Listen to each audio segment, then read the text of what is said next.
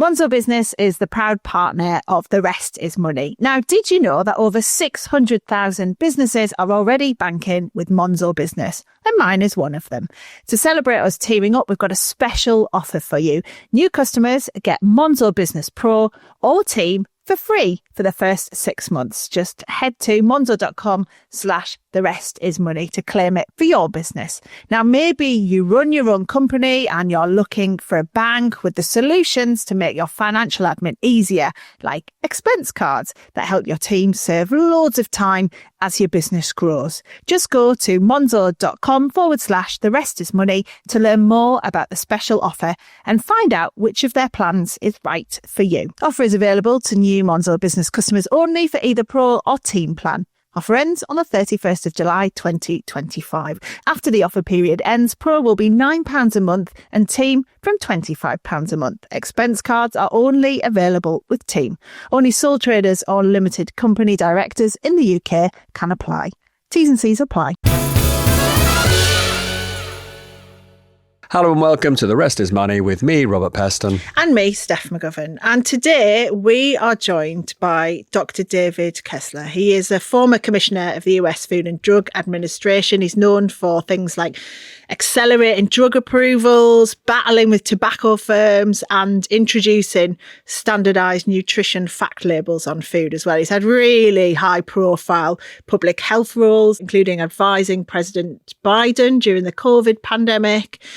So he's a man who knows a lot about public health, the cost of it, the problem of it. He's written a book, Diet, Drugs and Dopamine. We're going to talk to him about that, but there's loads we want to ask, isn't there?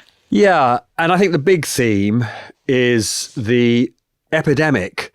We've seen it in America. There's a big problem here of obesity. And this is such an important subject because it's destroying the quality of people's lives. It's increasing costs for our health services. We had this period of people getting healthier and living longer, but actually there's a lot of information showing that throughout the West, actually that progress in terms of health is going into reverse. So the big issues that we want to put to David Kessler are, why do we have this epidemic? He has this idea that at the heart of it is our addiction to what many people call ultra-processed foods. He sees them differently. He calls them ultra-formulated foods. So there's a big question about how much the big food companies are really at fault and doing us harm. We need to do about that. And then, of course, there is that other modern obsession, which are these weight loss drugs, the ones made by Eli Lilly and Novo Nordisk. We know them by the names of Wegovy, Mounjaro. So much of relevance to all of us to discuss with David Kessler.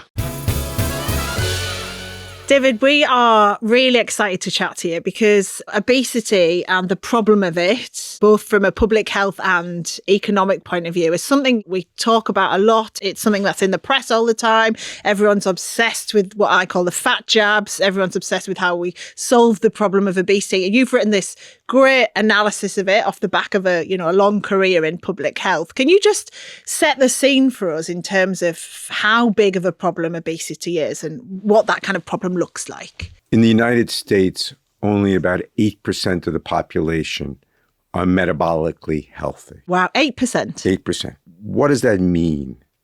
If I told you that I can identify what was at the cause of cardiac, kidney, metabolic disease, many forms of cancer, about a dozen, even some of the neurodegenerative diseases. If I can tell you we now know what that cause is, and that is brewing, we're facing an epidemic. We always knew that weight wasn't good for us. And the problem is not weight. Let's be very careful up front. The problem is what I call sick fat or toxic fat. Visceral adiposity. Visceral meaning abdominal, central. Chubby organs. In our waist.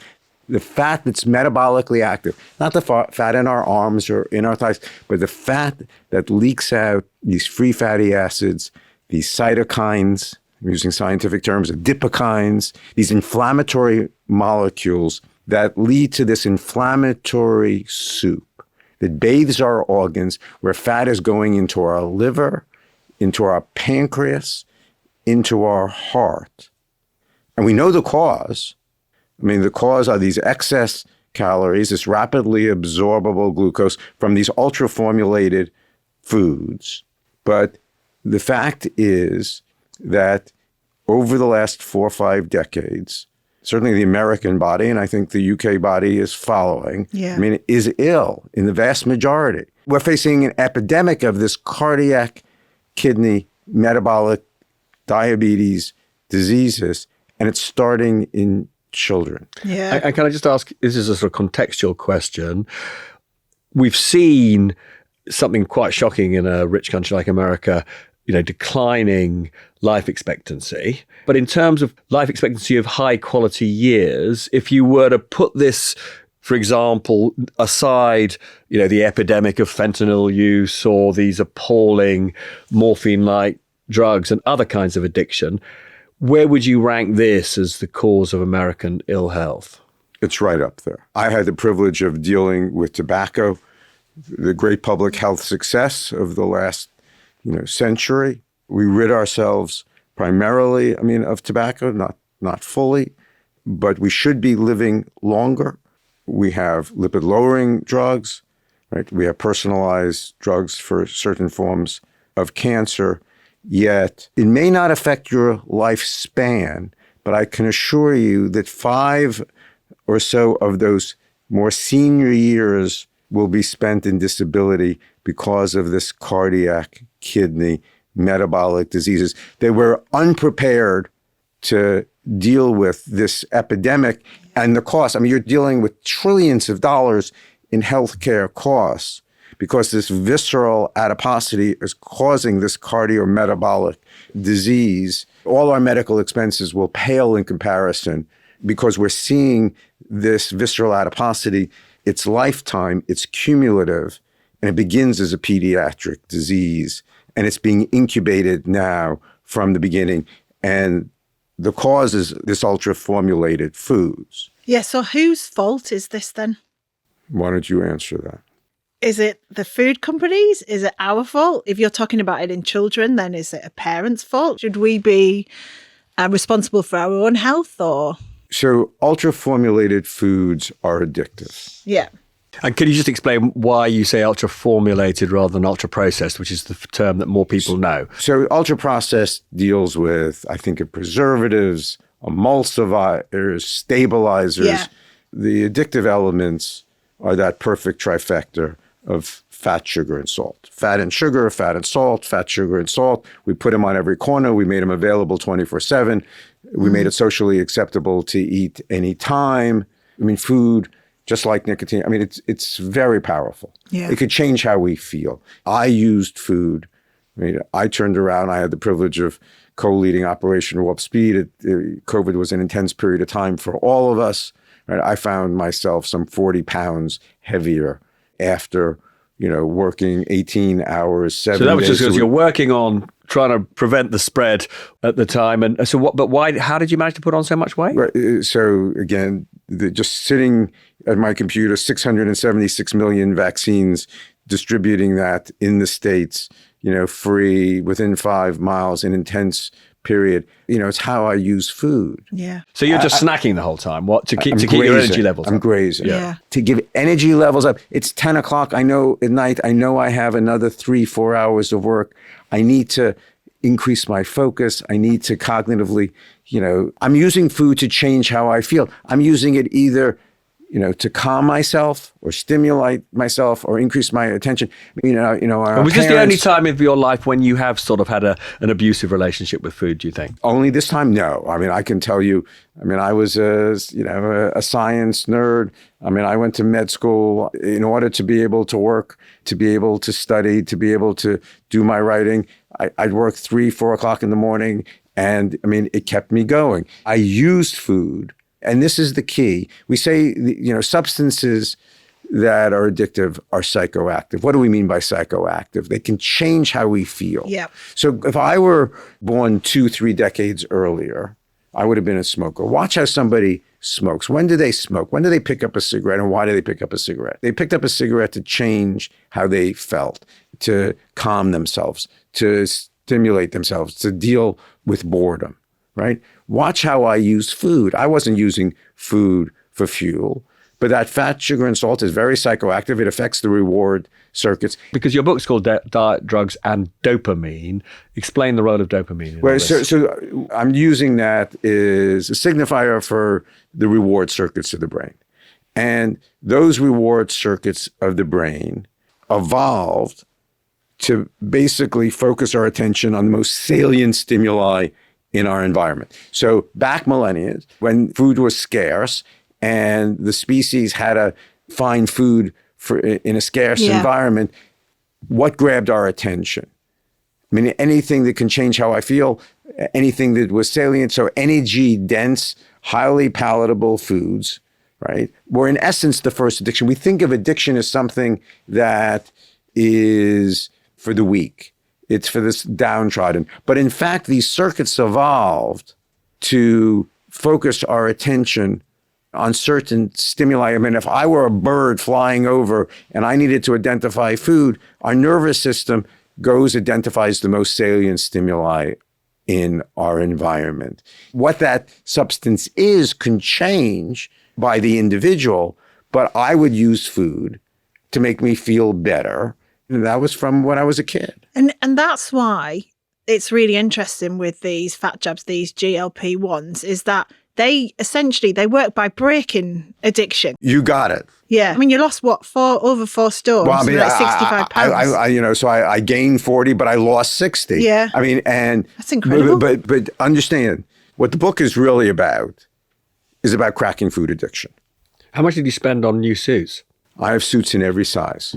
God, I'm like that. I feel seen in this episode, I'll tell you that. I mean, it's really about food addiction. Yeah. I mean, ultra-formulated foods, right, are addictive. The GLP-1 drugs, let's talk about them, can be used to tamp down that addiction. You say it makes you almost feel nauseous when you think about food. Is that right? You've not tried these things. I'm not, but I'm contemplating it because everyone's on them. So everybody's thinking about, is this drug right for me? Yes, right. totally. So let's understand, I don't want to do medical advice.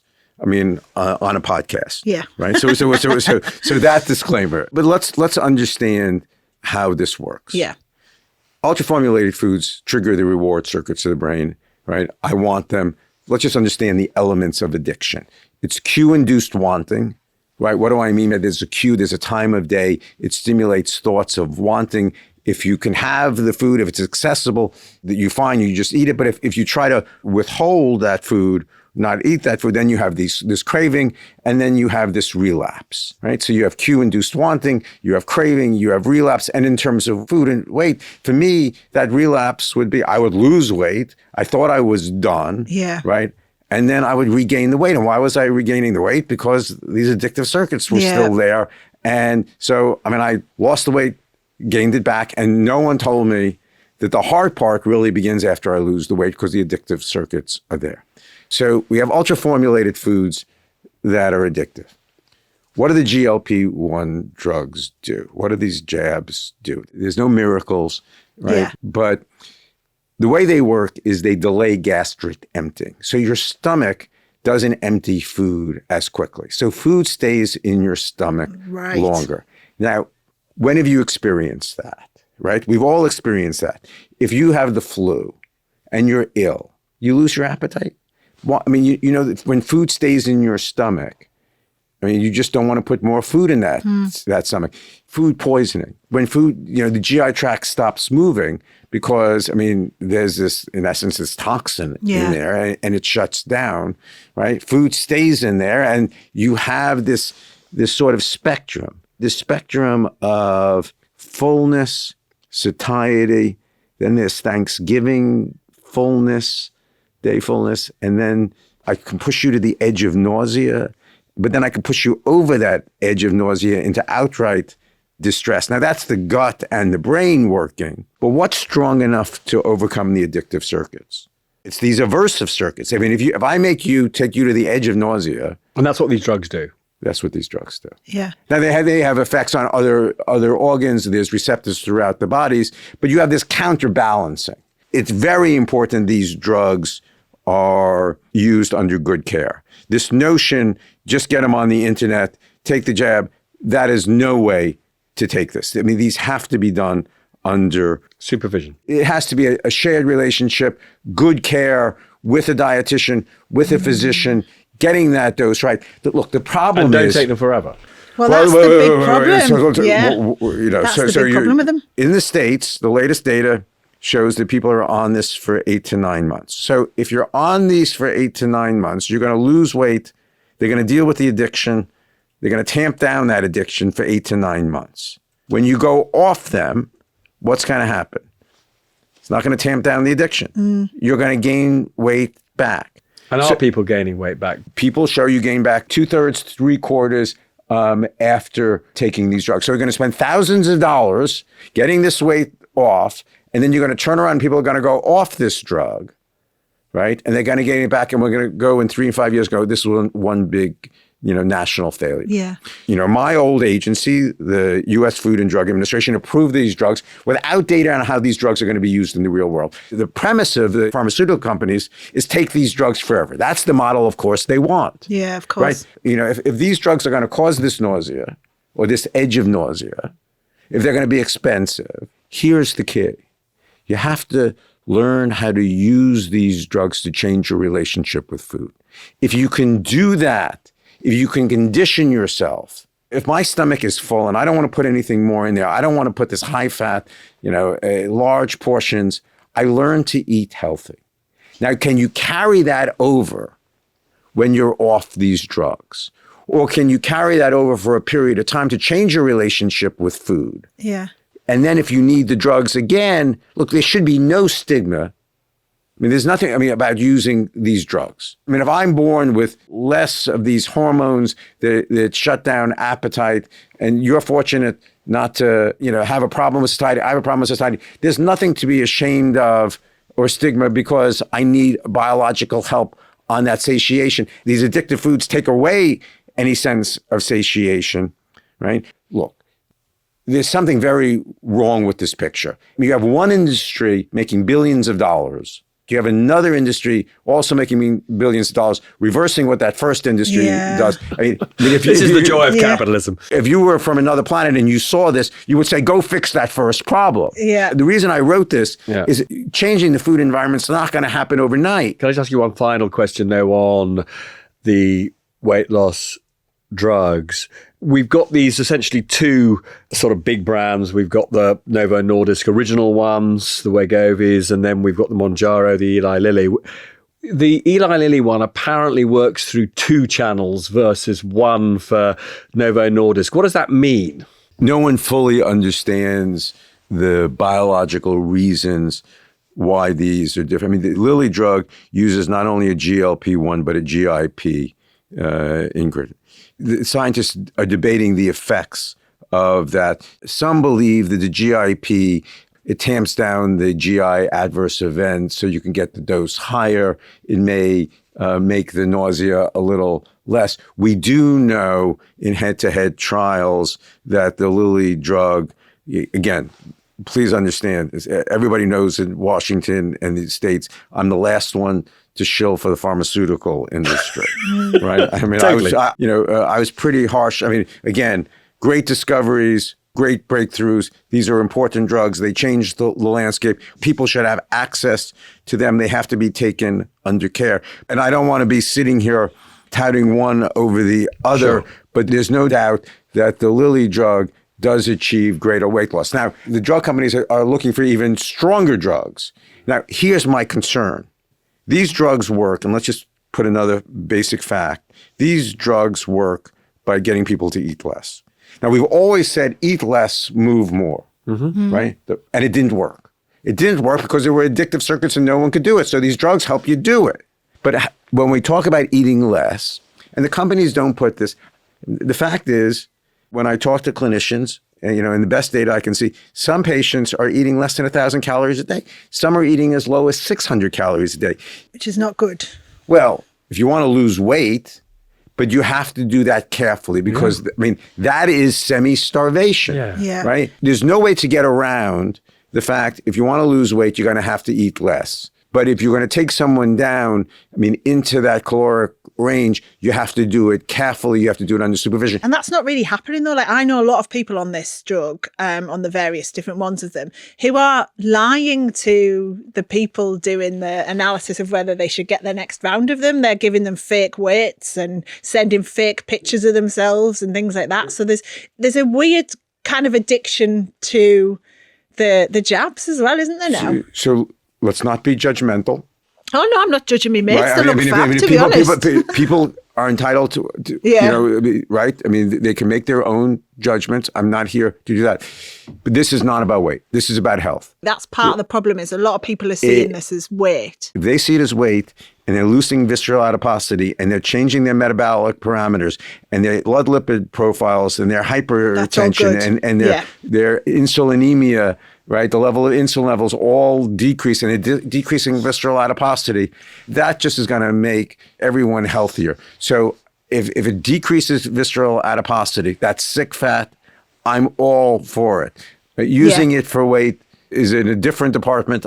My focus is on health.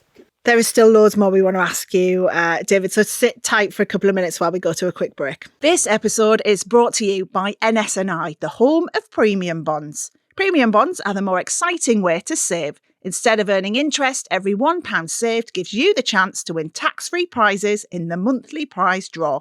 From a day making £25 to an amazing £1 million.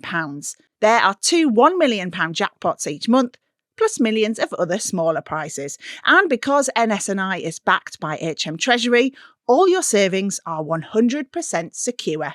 Join the millions of people already saving with premium bonds. There's a minimum investment of £25. NS&I Premium Bonds, where saving can mean winning. Find out more about premium bonds at nsni.com. We started by talking about the pernicious impact of these ultra-formulated foods, the ones that are so addictive.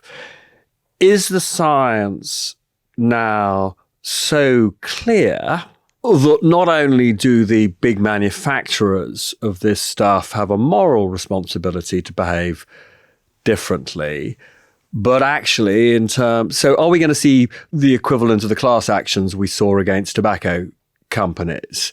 If these huge multinational food producers are producing stuff knowing that it is harmful for us, should we all be ganging together and taking them to court and saying, you're behaving in a totally irresponsible way and we all deserve compensation? I was involved in, doing the investigation into tobacco in the States.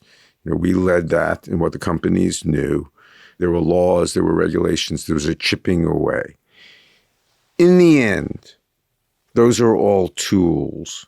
There are taxes on foods, right? There are regulations, there's labeling, there's lawsuits. But are these businesses behaving irresponsibly? That's fundamentally my question. But what's really changed in tobacco? How do we succeed in tobacco? Was it the lawsuits?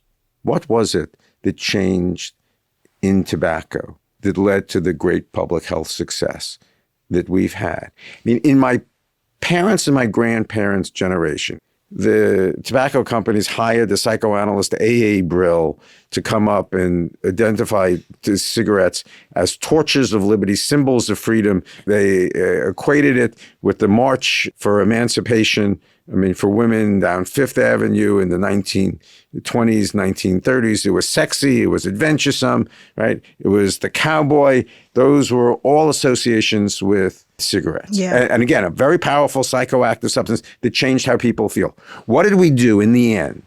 We demonized the industry, no question. They were the evil industry, but we changed how people perceived the cigarette. It was no longer this positively valent substance. It was this critical perceptual shift that got people to see tobacco differently. And it was negatively valence. So people started seeing it as a deadly, disgusting product. If something's addictive and I see it as positively valence, I'm going to move toward it. If something is psychoactive, but I view it as negatively, what I'm going to do, I'm going to view it as deadly and disgusting, and I don't want it. In the end, use whatever tools you want, but we have to change our perception. Our own mindset. Do I want that ultra-formulated food? Do I want that stuff in the center island? When I look at that, is that going to really satisfy me? Or is that just going to stimulate me and get me to want more? What do I want, right? You can use lawsuits to affect that. You can use regulation to affect that, but it's that change in perception. In poor communities that, I spend a lot of time in them, you see that the convenience food, ultra-formulated food, often is the cheapest. It's the fastest to get. The food from the local fish and chip shops here, I see people spend £1, the equivalent of less than $2, to buy a bag of chips. It's the hot food. It might be the only meal they get that day. So for them, there isn't that choice of being able to, or that they think there isn't. But understand what that food is doing. It's not even food. That processing, that formulation took out any structure. Take a blueberry. You have a structure, right? It has some sweetness, but it's slowly released because, there's fiber. Yeah. Right? There's a structure to that food. Take that blueberry, put it in a blueberry muffin, concentrate it, put flour and sugar around it. That absorption of glucose is so rapid that it overwhelms the metabolism. It increases the level of what, I'm going to use a technical term called hyperinsulinemia. But in essence, this pre-diabetes, this metabolic chaos stimulates, certain forms of cancer, other inflammatory conditions. We have an epidemic. Those processed substances, it's not even food. It's just overwhelming our metabolism. We have an addictive circuit getting us to eat more. But as it goes into our GI tract and it gets absorbed, there are the metabolic consequences of this. You pointed out that we got to a stage where, the likes of Philip Morris were regarded as sort of evil. Is there, in your view, if you look at the sort of Nestle's and the Mondelez's, have they manipulated public opinion in the same cynical way as the tobacco companies? So there's a chapter in the book where I went to the great academic Richard Polay, who was the expert on tobacco advertising and the manipulation of public opinion, who knew nothing about food, but had studied tobacco and how the tobacco industry did all its virtues, what they call virtue signaling. They tell you the good. So I asked him, do me a favor, go look at the food advertising. He looks at the food, Tony the Tiger, and it's the same thing. The food companies have manipulated us in precisely the same way. Look, processing 1940s, 1950s, we learned to be able to ship food over longer distances, more shelf stable. You didn't have to cook everything in your house. You didn't have to spend hours doing that. That processing initially was seen as good. But what did they do? They loaded into that process those substances, fat, sugar, and salt. They identified the bliss point, and no one understood what it was doing to our brains on the addictive side. But no one asked what's the biological consequences of this rapidly absorbable glucose that's leading to this hyperinsulinemia. So we had, in the UK, we had like a sugar tax that came in 2018. So this was essentially an additional cost on drinks with sugar in. What happened was, I think it was something like half of manufacturers reduced their sugar, but they used other sweeteners instead. So now you've just got a case of most drinks that people, soft drinks, kids or whoever drink, doesn't have the sugar in, but it's got this replacement. You're defining an addiction. You can't get around it. Yeah. But they're going to substitute one thing, for the next. Right. So it's hard for consumers because consumers would go, oh, well, I'm going to pick the less sugary option. This is healthier. But it isn't, is it? In the addiction world, that's just called harm reduction. There are advantages, right? Not separating the addiction. You see it now in vaping. You can you can give the nicotine, but you don't have the baggage and the amount of lung cancer, but you have other harms that are associated with it. So it's complicated. But look, we have to realize what's triggering this. There's an addiction. We have to realize how there are drugs that can help behavior therapy, nutrition therapy, physical activity. There's no end game with these drugs. If you want to go on them, understand you're going to have to do this for the long term. Obesity, weight, these are chronic conditions causing chronic conditions, right? And you're going to have a plan for the long haul. Let's celebrate the good stuff. Finally, yes, we can reclaim our health. You know, you were saying obviously you had this kind of situation where you'd become addicted to the food, particularly when you were doing the stressful COVID stuff. Have you come off the I've gone jabs off. now? I've gone and back how are on. you? And how are you managing to keep going? You need to use a toolbox of things because, first of all, I mean, human nature. I mean, any one thing, I'm going to get bored. It's only going to work for so long. Can I ask you a question, though, about using one of these weight loss drugs? I love food, right? It's one of the great joys in life is eating. Do you lose the love of eating if you're on these drugs? It's complicated.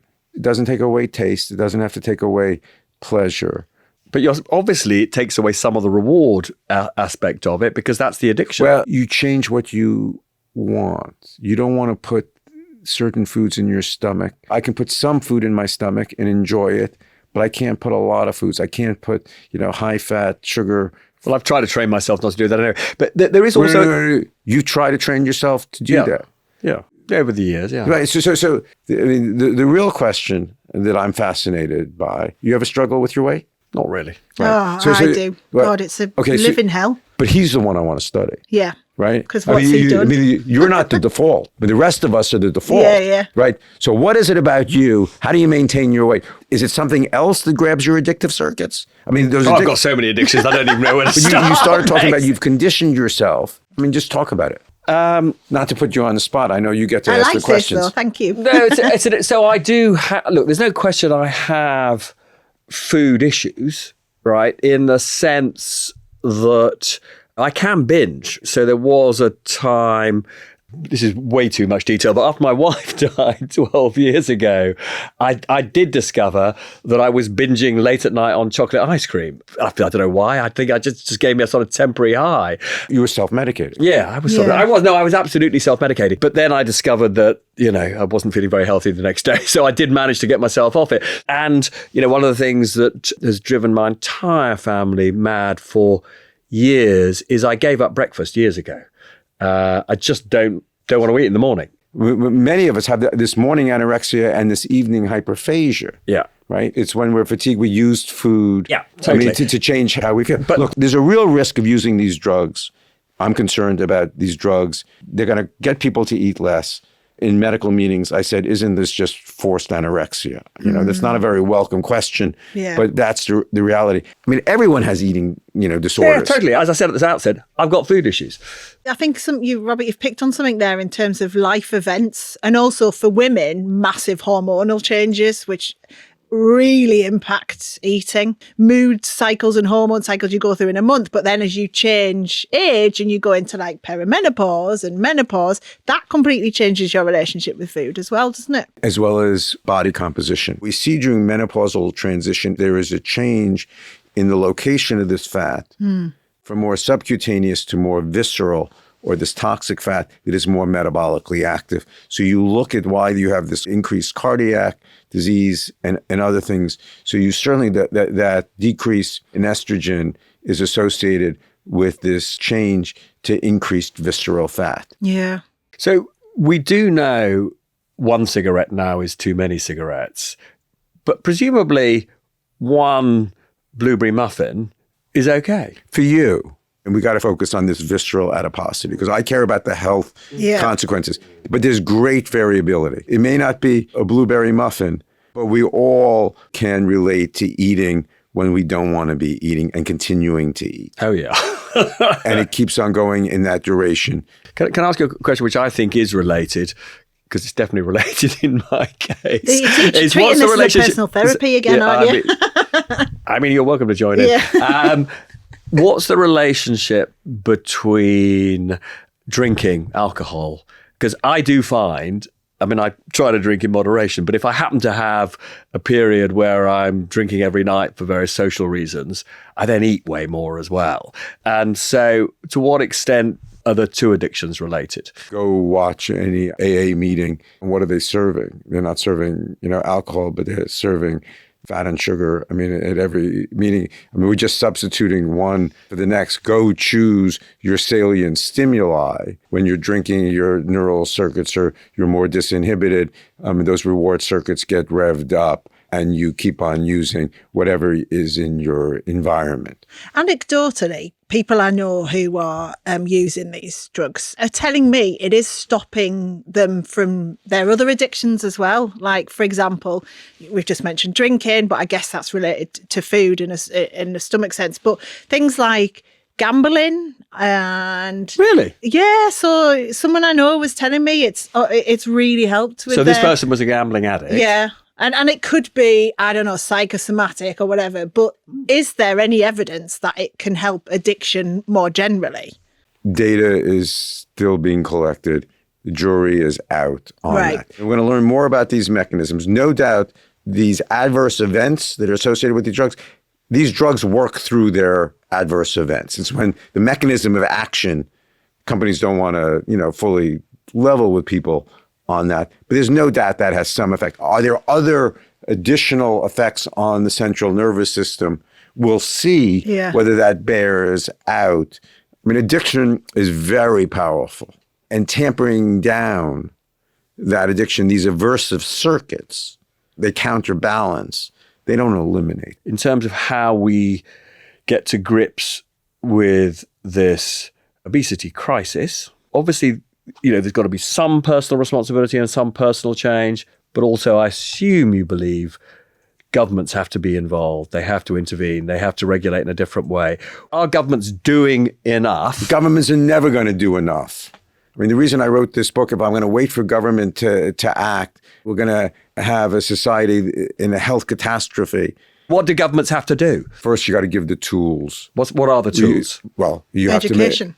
It is education. You got to explain very early on about these addictive circuits. You got to expose the industry and what these foods are. And so you have that critical perceptual shift. For those who brains are wired, to them, you're going to have to give them the tools. The tools are the Eli Lilly, Novo Nordisk drugs, are they? Those are the tools? I'm not going to do any one company here. Well, these are two companies. I mean, if I told you struggled your whole life with weight and it's affecting your health, you can't pick up your grandkids. You have hip and knee osteoarthritis. You have to have those joints replaced. You have heart failure. You have fat creeping into levels of your heart, right? I mean, and your pancreas. And I told you there was pharmacological help to be able to deal with something you're struggling. But now, I mean, you see in the States what's happened. The companies, excessively priced these drugs. So there was this whole market of compounded drugs, right? I mean, it's this sort of gray market for which the FDA can't assure safety because no one's exactly sure where the drugs are being made. So people were resorted to getting drugs for which the safety was not assured to get cheaper drugs. Now the pharmaceutical companies are lowering their prices to compete with the compounded drug. I mean, that's no way for a government or an industry, to act. Price these drugs at levels that people can afford, and prices are coming down. Look, we need the third entry into the market. Once you get a third entry into the market, prices are going to come down dramatically. Again, these are not the be all and end all. They are one tool. There are a lot of different ways. There's nutrition therapy. Get a good nutritionist, get a good dietitian, get someone to help you. Or do it in schools, because obviously for a lot of people, they can't afford to pay for the private care, can they, of dietitians or nutrition experts. So we need to do more for kids so they understand. That's one of the arguments for free school meals. Yeah, completely. Before we let you go, can we, obviously the health secretary in the States has been quite vocal about how bad sugar is and big food. Do you see that anything changing because of that? Certainly has struck a populist chord. Yeah. Certainly right about chronic disease. Does he know how to fix it? I don't think they have a clue. Oh, well, because obviously in other respects, we think he's nuts. I mean, his attitude to vaccines are literally off the charts nuts. Look, in my book, the attack on science, the attack on vaccines, the attack on universities, the attack on the biomedical, which is what research. I mean, I had the privilege of co-leading what was called Operation Warp Speed. I took over when President Biden took over, in the distribution of the COVID vaccine, a very difficult period. The reason we were able to develop vaccines and distribute them so quickly was because there was a great scientific infrastructure that was built up over decades. The greatest success that President Trump did, Operation Warp Speed in the first term, happened because there was a scientific infrastructure. Now they're destroying that scientific infrastructure, and I don't get it. It's nuts. I mean, I agree with you from the outside. I mean, they're not only damaging people's health, they're damaging the US economy. It's incredible. We should probably wrap things up there. Thank you very much for your time. God, that was such an interesting conversation. We could go on for another few hours. Come back. There's so much more to talk about. Yes. There's about 3 million. I mean, you and your personal therapy, Robert. Me wanting to know how I crack the whole fluctuating weight thing. It's why I wrote it. Yeah. It's why I wrote the book. And it is absolutely worth reading. Diet, Drugs and Dopamine by David Kessler, available presumably at all good bookshops. Yes, and online, I guess, as well. But thank you very much for your time. That's it from us on The Rest is Money. Bye-bye. All the best. Goodbye.